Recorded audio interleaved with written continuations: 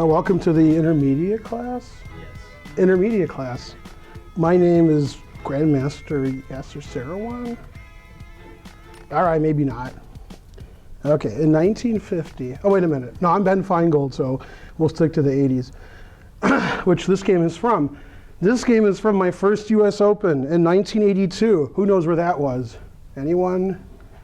Nothing? You should.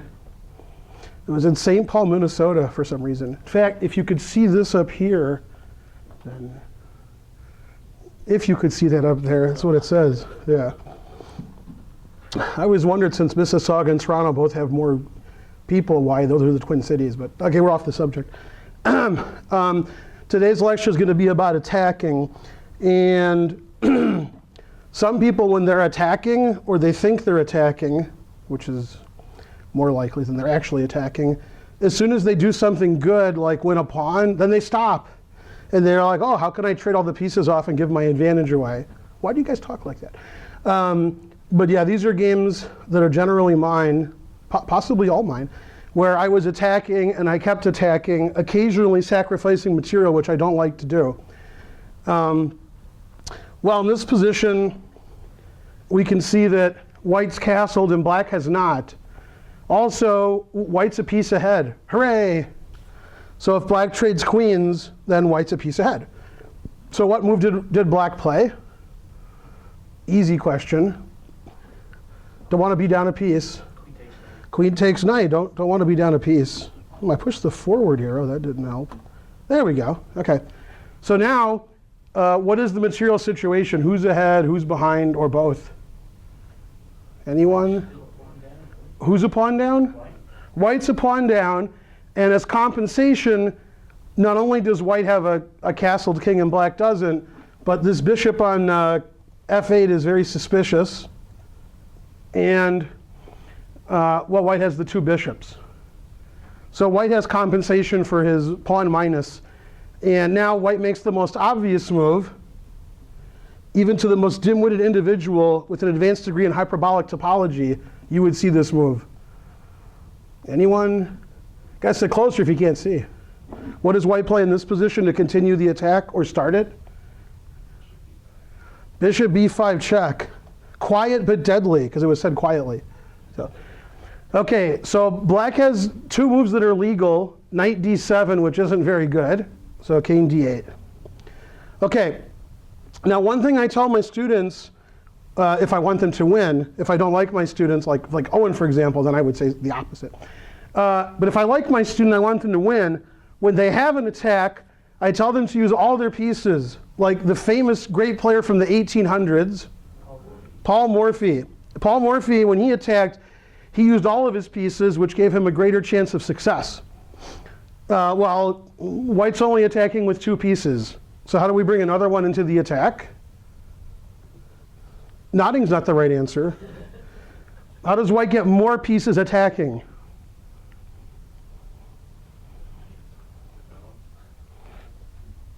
Develops a good start.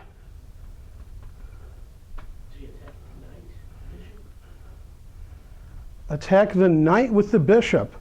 Ah, you mean bishop g5. Yes. I think the knight's defended 3 times. So I don't know if that attacks the knight. Once you take the knight, though, aren't you threatening mate? Ah, so you want to play bishop g5 to remove the defender of d7. Yes. Ah, now you're making some sense. Not much, but some, right? Okay, so let's play bishop to g5. Okay. Now, in your professional opinions, does black want to trade queens or leave queens on the board? No opinion? Who's the Supreme Court Justice who never talks? What's his name? Not a Souter, that's terrible. He talks like once every 12 years. He's known for that. Oh, Thomas. Yeah, Thomas. No opinion? Nobody? No? Is that your favorite justice, Iris? Thomas? No, absolutely not. Well, since black is not castled, if you trade, you're free at this position, right? English? Aren't you a newspaper reporter? Say it in English. You don't want to trade pieces as white because of That's correct. So if one side doesn't want to trade pieces, the other side does. So since we have a threat, bishop takes knight, and then queen d7 mate, black would either play queen b6 or queen to e4. And then white would have to somehow not trade. I think queen b6, because that forks two pieces also. Yeah. So bishop g5 is a good idea, but it's too slow. And somebody had the right idea, but they were not speaking English. So what should white do? Get more pieces out? And we actually stop queen b6. Because queen b6 virtually forces a queen trade, because I'm going to take your queen or take your bishop. And then if you trade queens, then why is this game in my class? It's an attacking game. It's not endgame technique. That's next week. Anyone? Bueller? Yes. Bishop e3. Bam! You recognize this game, Spence? No, this is a game I played when I was 13. Although I may have been 12. No, I was 12. Yeah, I was 12 actually. In fact, this game's in a book. There was a book on this tournament, which makes no sense, but it's true. It's one of the weakest, if not the weakest, US Open of all time. And 83, the next year, was probably the strongest, and it was the most players. 83 US Open in Pasadena, California had about 860 players. And it had about 20 GMs. This one had 2 GMs. And when I say GMs, I'm being nice. It was Bisgeier and Soltis. And, well, Bisgeier wasn't Bisgeier anymore, and Soltis was never Soltis. So, I mean, yeah. And so I couldn't win the tournament because my rating was 2,000, so I helped make it weak. Okay, so my opponent wanted to trade queens, so he played. That would hang the queen to bishop takes. That would hang a piece? Yeah, I would, well, not a piece. It would hang something. Yeah, maybe. Yeah, well, even worse. So how does black attempt to trade queens? Because that queen on e6 is ominous.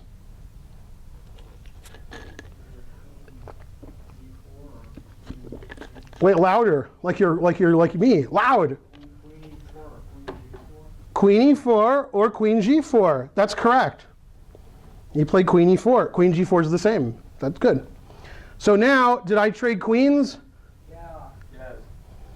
No. Uh-oh. Little girl is correct, like on Simpsons. Okay, so if we trade queens, again, this is the wrong class. On the other hand, it's hard not to trade queens. Because the only move I could make would be like queen f7 or queen h3. Terrible. Not impressed at all with those moves. Okay, so now is the part of the lecture where you sacrifice all your pieces for checkmate. Your favorite part of the lecture. I'm sure, I'll call in a random student, Joe, what did white do in this position? And Joe's never seen this game, so he's like, what? Calling on me?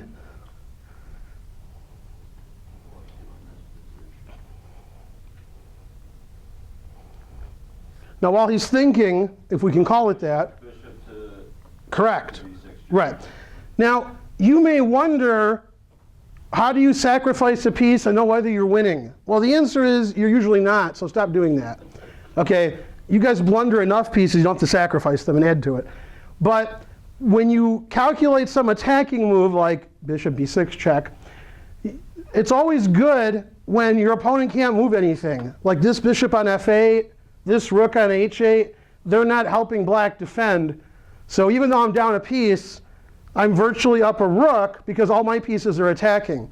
And luckily, I have this open C file. There's no pawns on it. So this is a very easy calculation. He has to take. Otherwise, he has to resign. There's no other legal moves. I take. He has one legal move. Even Ken West can see it. Oh, I'm sorry, C8. C8, king to C8. Now we check him again. Rook C1 check. Blocking with a queen isn't dangerous for white, so king to B8. And now there's more than one way to win, but I played the simplest. I threatened mate on B7. How do you threaten mate on B7? You. Rook C7 threatens mate, but it's not what I did. It does win. Then black would play rook A7, and then white would win in 2 or 3 more moves. Did you play bishop C6? I did. Bishop C6. And now, rook A7 is risky because of queen D8 mate. The king needs this escape square. Now my opponent wasn't very happy. Now, of course, when I played bishop B6, I saw this position. But even if I hadn't, I mean, this is just terrible. Hikaru's not impressed at all with black's position. Rook on h8 trap, bishop on f8, and all of white's pieces are attacking. The rook, the bishop. I have another rook in case I play like Joe. For example, Joe wanted to play rook c7, and then if, for example, rook a7, Joe was planning rook c1, threatening rook c8 mate. Also good. Also good would be bishop to c6 here. Also good. The point is everything's winning because my opponent's pieces aren't really defending. They're just sitting there on the back row. And if I use all of my pieces to attack and my opponent uses very few to defend, I'm likely to be correct, notwithstanding just calculating to mate. Calculating to mate's also good. But if you can't calculate all the way to mate and you realize you have more pieces than your opponent, then you should win anyway. Okay, the next game was also played 1,000 years ago in a galaxy far, far away. Now, this was one of my more suspicious games, and I hate to admit this, but if you thought you played badly, and you do, I played worse. Not really. And I mean, when I was rated 23, 2400, I can't even imagine that. When I was rated 23, 2400, all my games were suspicious. I would play for tricks. You know, I was a kid, so tricks are for kids. And they'd work sometimes, and then I would win. And then when they didn't work, I'd have a losing position. I'd keep playing for tricks, and eventually I would win. And then I'd be like shaking my head like, that was awful. Okay, although I started to like it because I'd be losing a lot and I'd win. But I played for a lot of tricks back then. Even here, I'm over 2,400, but I'm still worse against a player much lower rated than I am.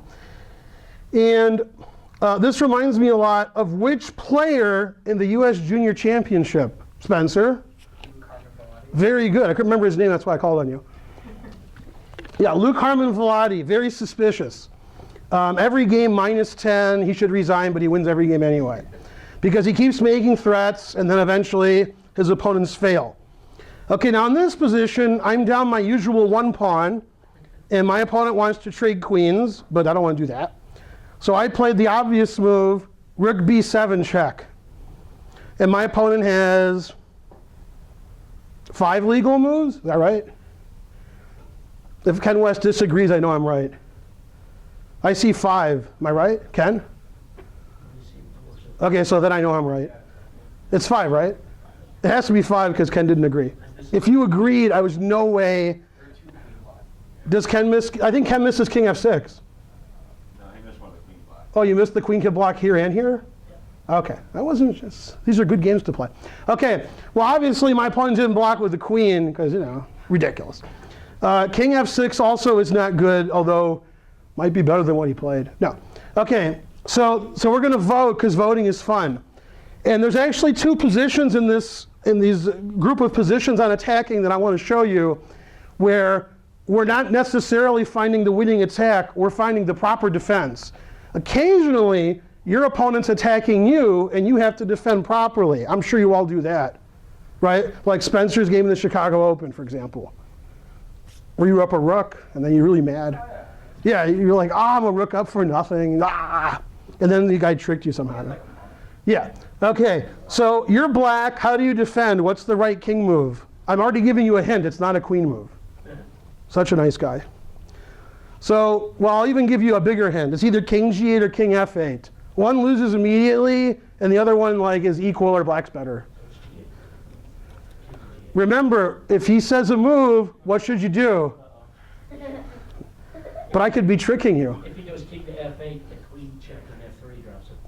Never mind. What piece is that? What piece is a never mind? Is that a Nirvana piece? Yeah. A never mind? Yeah. Is it less dangerous? Here's the answer. Entertain us. What is the question? Well, I'm wondering how black should defend this position. Although I was white, so I'm not wondering too much. I took the queen to check. Well, you're in check. What are you doing over here? Touch move. Touch move. Now you got to move your queen. For you scholastic players, that's actually an important point. If black does play queen takes queen check, which would happen in like half of your games, and then you say, wait, you can't move your queen, you're in check. You still have to move your queen. Touch move rule, you got to block with your queen. Very suspicious.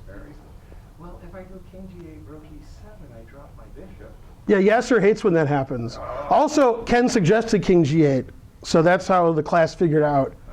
Yeah, it's not just the queens coming in and killing you, which Ken was afraid of, but Yasser's correct. My opponent, who was rated 2140, played king g8, thinking I wasn't going to checkmate him with my queen. That's what he was worried about.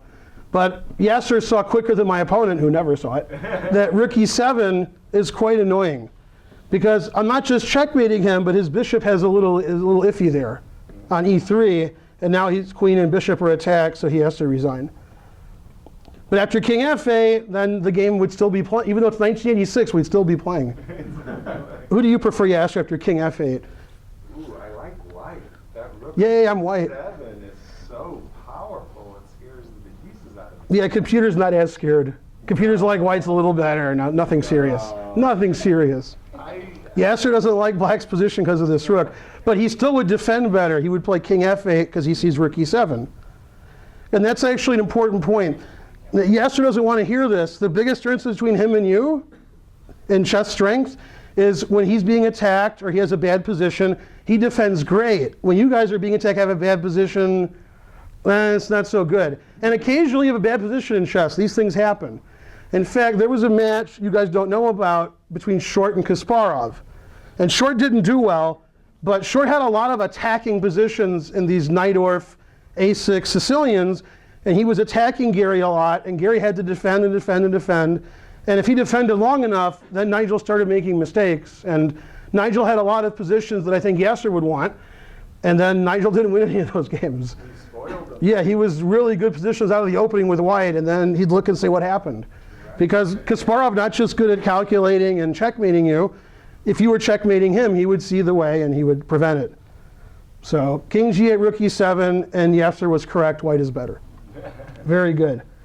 1986. You played in Dubai in the Olympiad? Yeah. Yeah. Just a quick second. King f8. King f8.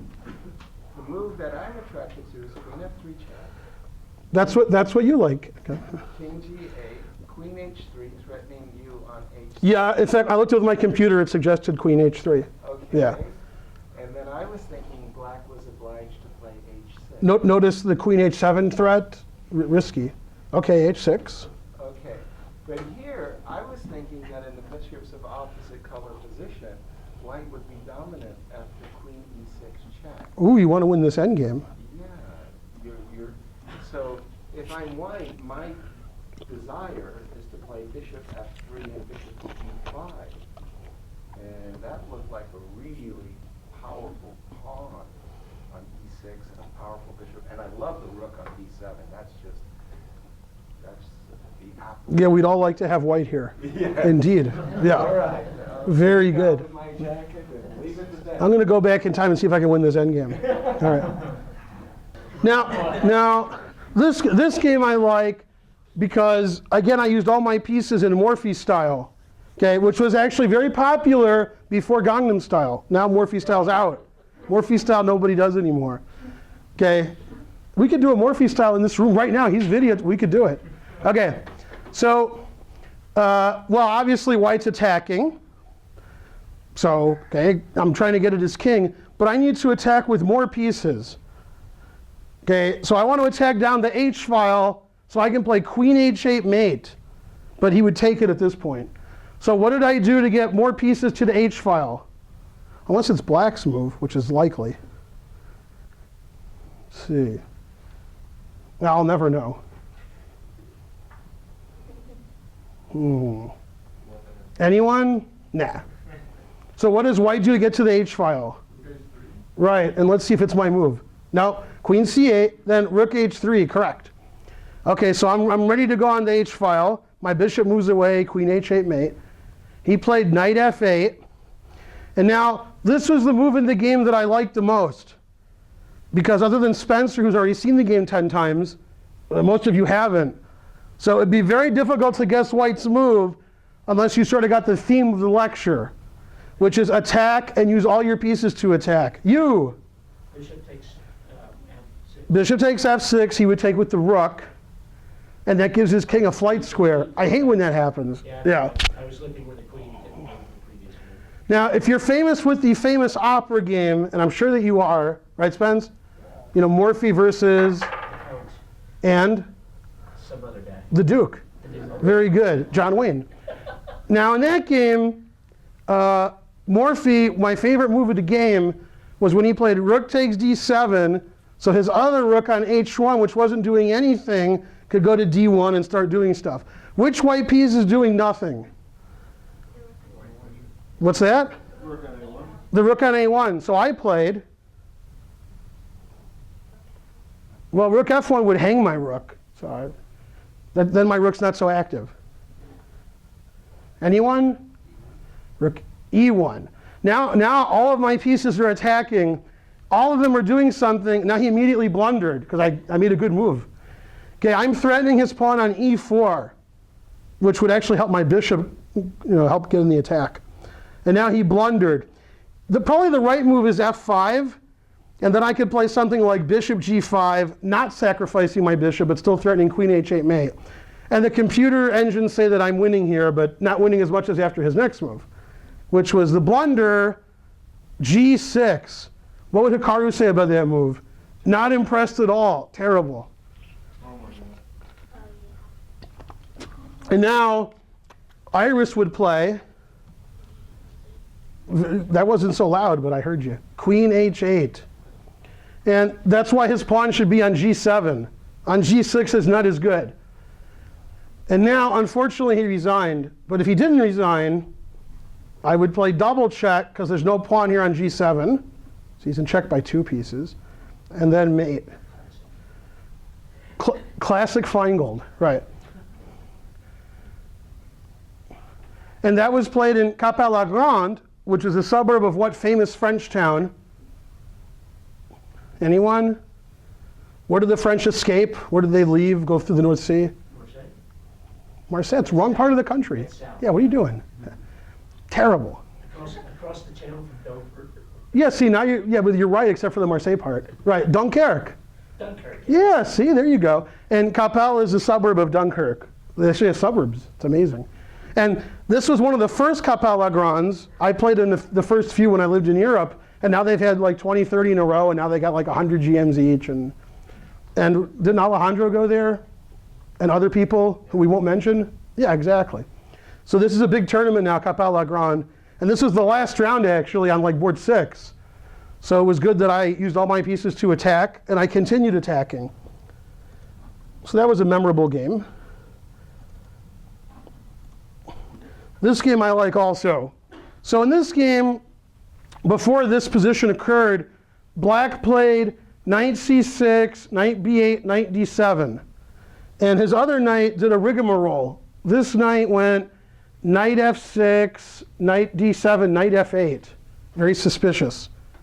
Okay, now I have the 2 bishops, and we have opposite side castling, and I have more space. It's time to attack.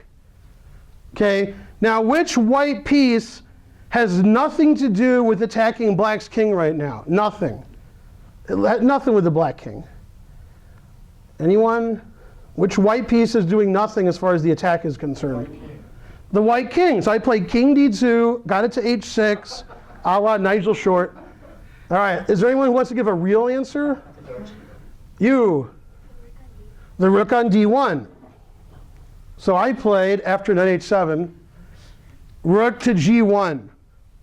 Okay, and I'm preparing what kind of sacrifice? Look, there's a sacrifice here. Bishop h5 is my idea. He played knight c5, making my idea work much better. Because now he opens up the diagonal for my queen, so when I take, then I play bishop takes h5. Hooray! And now, once again, as with the other examples, my opponent's pieces are not doing a good job defending his king. Now, a lot of lower rated players, like those of you in the audience, and those of you watching at home, especially watching at home. Yeah, you, that's right. Okay, he knows who I'm talking about. A lot of lower rated players, when they see a sacrifice, they're like, oh no, I'm going to get checkmated. So they make some random move, and now I'm a pawn up. Okay, terrible. When a guy takes your h5 pawn, and then you don't take the bishop, sometimes it's an h7 pawn, then you're down a pawn, and you're getting attacked. If you're going to be attacked, you might as well be a piece up. Okay, then you might win. If you don't take my bishop, then you just lose anyway. So, okay, so he took the bishop. I played the obvious move. G6. And my opponent saw that I could sacrifice my bishop, but he missed something.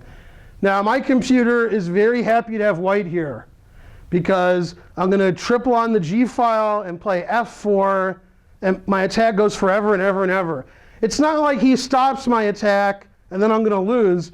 If he stops my attack, I just keep attacking, because as Yasser pointed out, I have opposite colored bishops, so my attack goes forever. And once I play F4, he can defend, and the computer still says -5. Still terrible for black. But he blundered because he miscalculated. He played knight F6. And this gives white actually just checkmate in a few moves. And one of the moves he didn't see, so that's why he allowed it. So how does white win? Take the F pawn, double check. Allowing pawn takes rook is a bad idea, although it's probably best. Although maybe not. Horrible. And he's in double check because my rook and my pawn are attacking, so he has to play king takes F7. And now the obvious move, which I'm sure Ken will explain.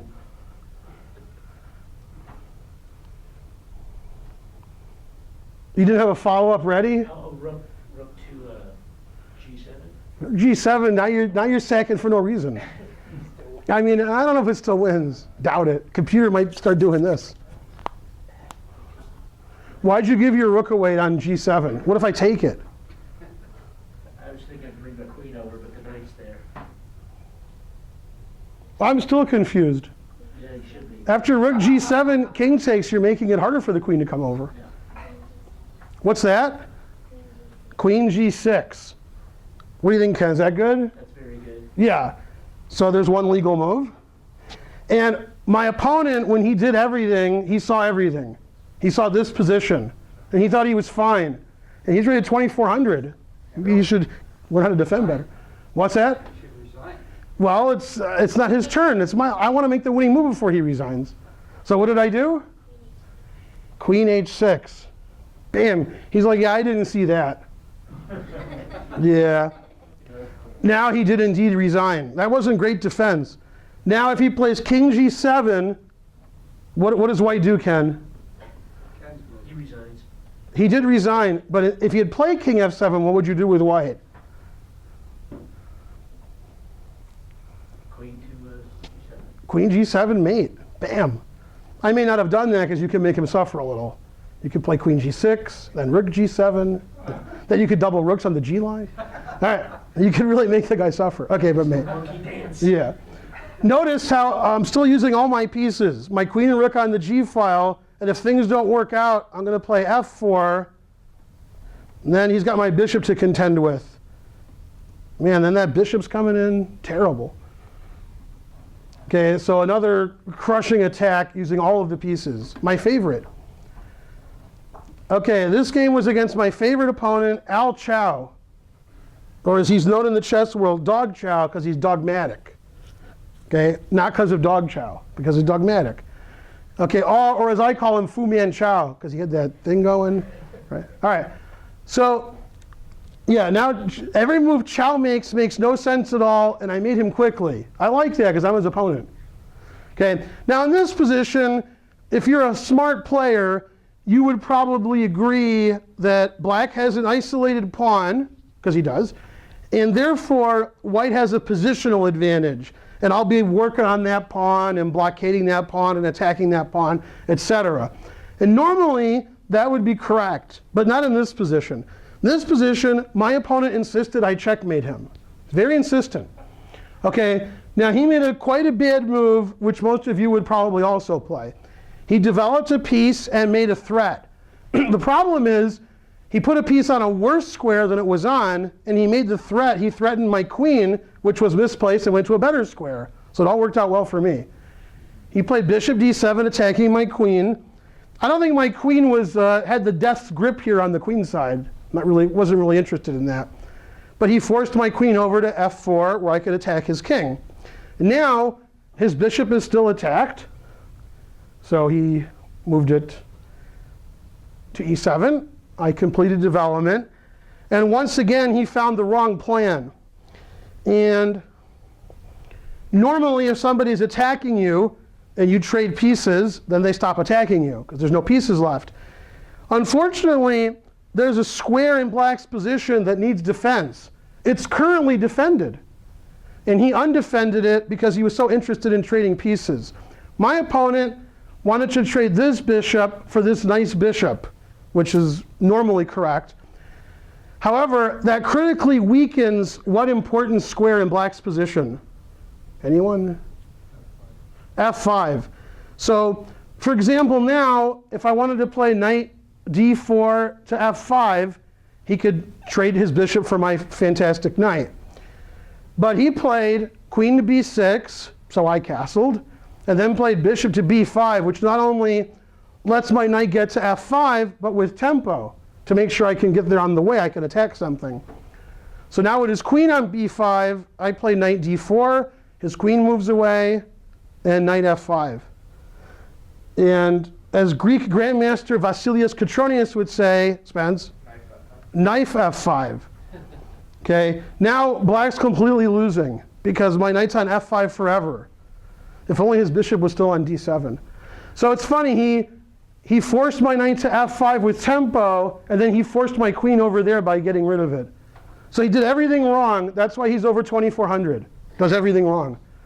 Okay, I tell you, he was my favorite opponent. Okay.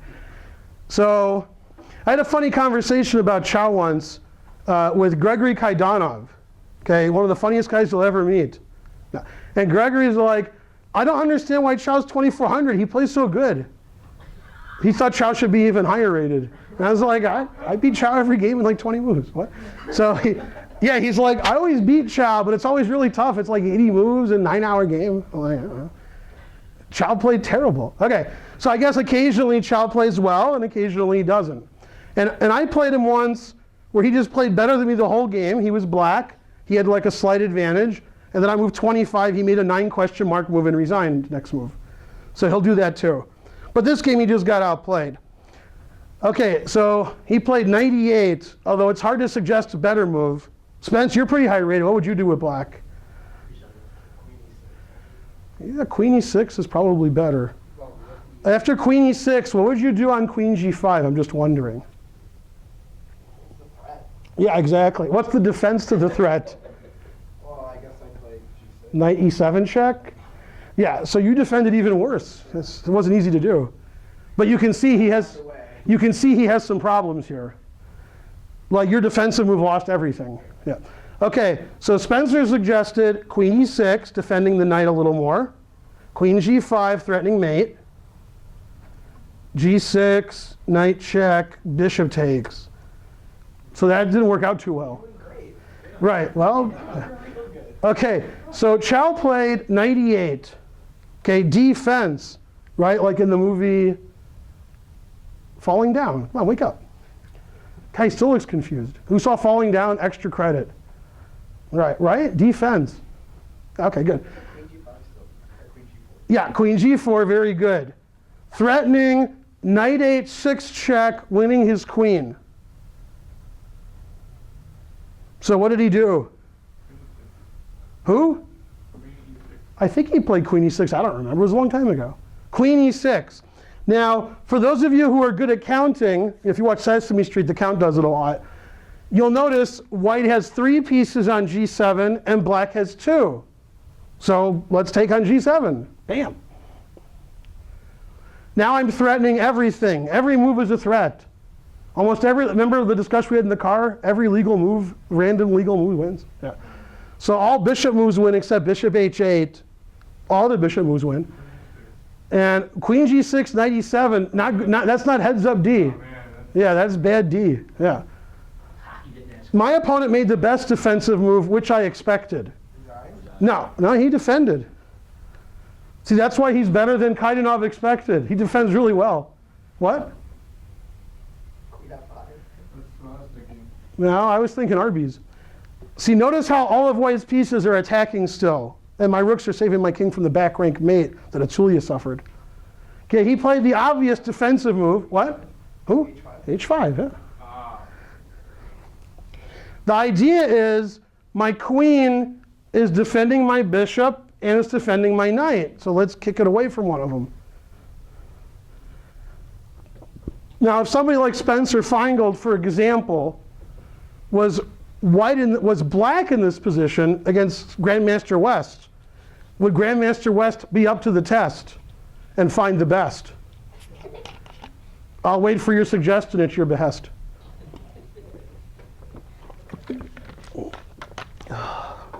If only Kanye was here to hear all those rhymes, then, you know. Which Kanye? Go. Messes up my joke totally. With his own joke, nobody got but me. Terrible. Okay, so white's at play and win. Who wants to raise their hand and suggest? You. Knight h6, check. I would guess queen h6. I would guess. Because that queen's still attacked on g4. Careful. Hate when that happens. Knight takes bishop, correct. I've never said that when Ken said a move. Knight takes bishop, check. Now the queen isn't defending the knight anymore because the knight moved away. So we don't need the queen to defend the knight. And he played queen takes. And now many moves win, or at least one does. Bishop takes check, attacking his queen. So if pawn takes queen, bishop takes queen, I'm up a rook. And then I could win this position. Terrible. If only Kainov was here to shake his head at this. And he played on for a few moves. Okay, and he resigned. Terrible.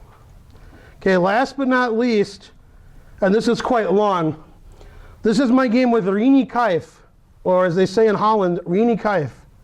It's actually Ms. Marinus, but nobody says that. And this was in Amsterdam in 1989. It was? Oh, this was that tournament. I thought this was in Groningen. Vikonsee. No, this was in Amsterdam. Yeah. Okay, so this was actually one of my better tournaments. There were 26 players, and I was rated 24th. But I ended up getting a plus score and beating Gelfand and the Dutch Olympic team. So my rating went up a lot. Not as much as Van Wely's, but I went up a lot. Okay, now I'm black in this position, and Mike Hummer may come in any second. I don't know how to flip the board, though, so it says board. Control F. Yeah, but come on, board does, oh, flip board. No, Control F. I'm not pushing, I'm using two hands. Terrible. Okay, so I'm black, and this looks pretty boring. So you have a boring joke that I can tell in front of Iris? No. Okay, you didn't hear that, did you? Okay, good. So in this position, looks pretty boring, but in fact, if this pawn was back on d3, it looked pretty symmetrical. Okay, but I checkmate him in just a few moves, because I was good back in those days. Now I lecture to you guys, so you see what happened. Okay, what did happen?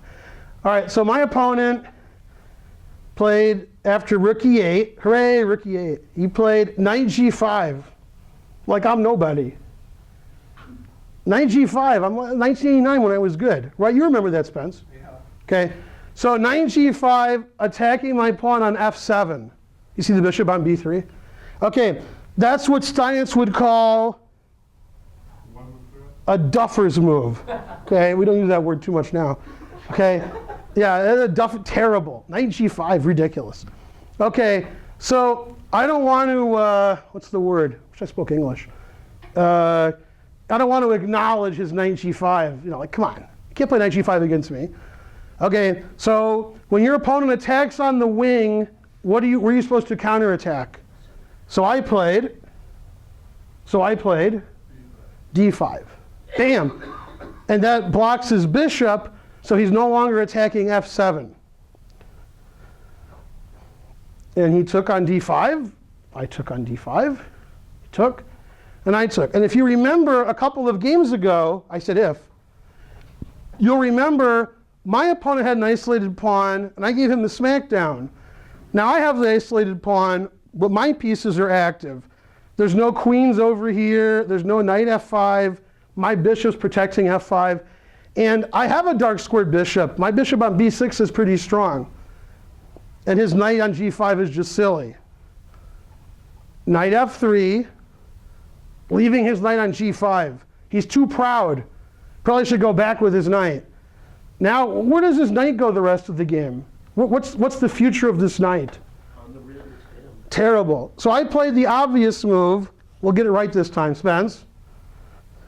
Knight G6. That's the obvious move? No. A6. Let's go back to knight G6 after A6. What's that? Oh, you meant pawn here? That's H6. Or did you mean A6? Oh, no, at H6. Yeah. Oh, okay. Man, that's good. You know what you're talking about here. All right, so what'd you say, Spence? Bishop G4. Now, H6 is looking good. Now, if I had played H6 earlier, he would play knight takes knight, and if I take back, then he can head back to F3 where he belongs. And I'm like, nope, you're going to stay on G5 until I take you. Okay, now he didn't want me to play H6 and then destroy his pawn structure or win a piece. In fact, if it's my move, I think H6 wins a piece. Knight H3, knight F3 check. Terrible. So he played the obvious move.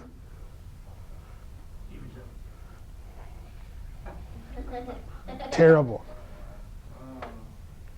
H3, right? And now, most of you in this class, I could do an hour class on this. Do you know why? I get paid by the hour. Okay, right, Mike Comer? See, he did show up. I flipped the board right before you showed up. Good. Right before. Okay. Now, normally, the lower rated players in this class, which is all of you, you take the knight, because that's what you guys do instead of maintaining pins. Okay, don't do that anymore, unless you're playing me, then keep doing it. Okay, when you're pinning somebody, you don't just trade all the pieces and unpin them. You keep the pin. Now, he made a dastardly move to totally eliminate the pin, but Mike Comer showed up. I knew I would meet Mike Comer at some point in my life. Were you born in '89 yet? Yeah, you were alive then. Sure. Yeah, you were playing chess. No, I knew I would meet Mike Comer, and I knew that my opponent had to play this move, so Comer would get all excited. So my opponent played, in fact, Mike Comer would play this move too. G4. Okay, because he doesn't want to be pinned.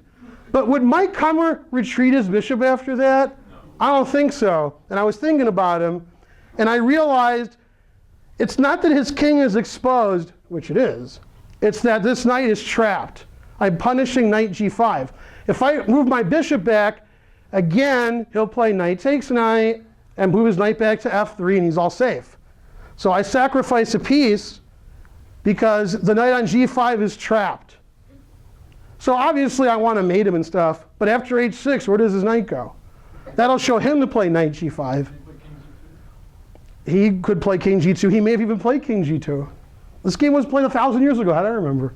All right, so he played bishop A4, not quite king G2, attacking my rook, and I played rook E7. Maybe he played king G2 now. Oh, back to C2. So king G2, that looks pretty good. Can I play knight E4? Then he has to play knight H3. That doesn't look that bad. It just looks terrible. I've seen worse. Yeah, I like king G2. That's better. What's that? Queen C8. That's annoying. So king G2. Now he wants to put his knight on H3 if I attack it. So queen C8. So you can't go to H3. And if rook H1 where? Then go to H3.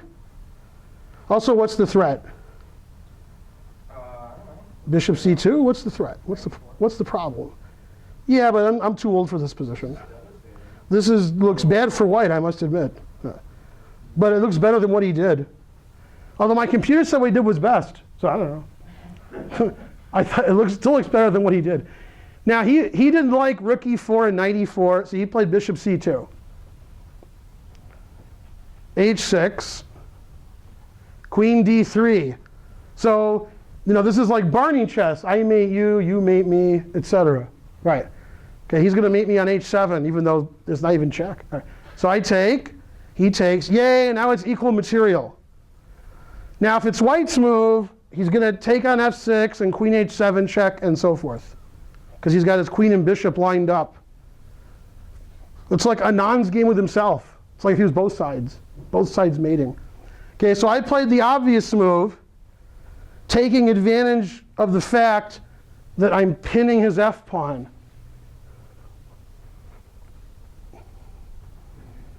Yeah, I think I played queen D6. Very good. Now, if he mates me, then I mate him first. Check.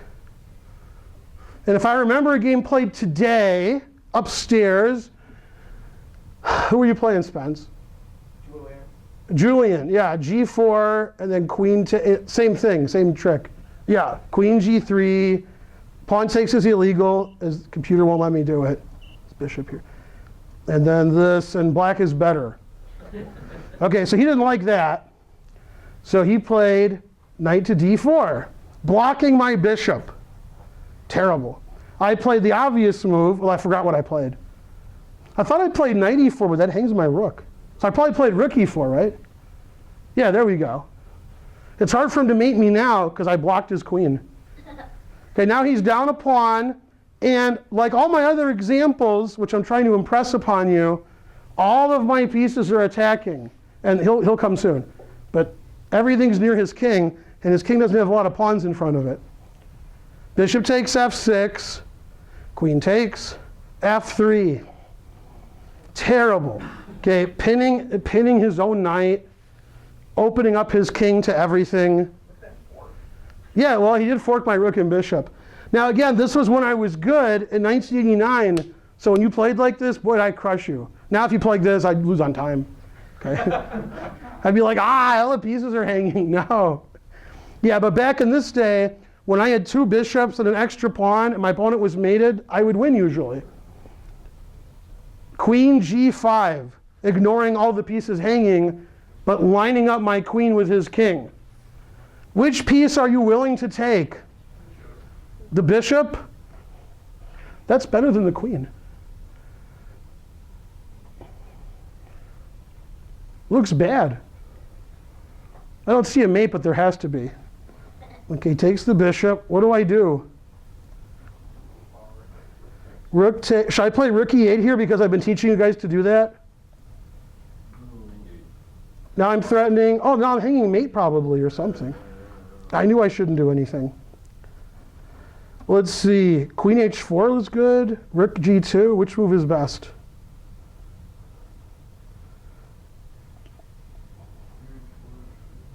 Or maybe I shouldn't take on G4.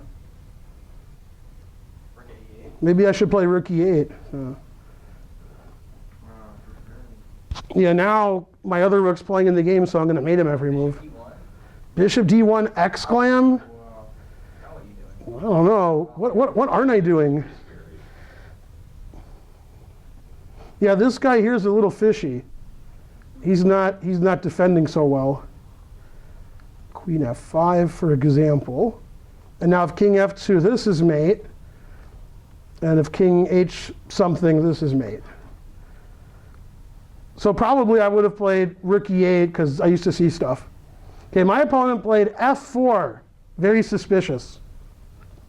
Rook takes F4, allowing the check that doesn't do anything. I just move my king, and his king is open season. If he ever checks me on E1, bishop is a check and response, like on TV. So for example, if check, which he didn't do, and check, then I play check. Hooray. And then my next move is going to be really good. Does anybody see mate in 1 here? I'll bet you don't. I'll bet most of you don't. Mate in 1. Oh, there's no mate in 1. No wonder you don't see it. Well, I didn't see bishop H7. Rook takes queen check, which I thought was mate, but I missed the obvious bishop H7 with equality. Well, more equality for one side than the other. Okay, so he played queen G3 because he doesn't want discovered checks to happen. Bishop C7, finding new avenues to win his queen. And unfortunately, he resigned. Because, man, I really wanted to keep going.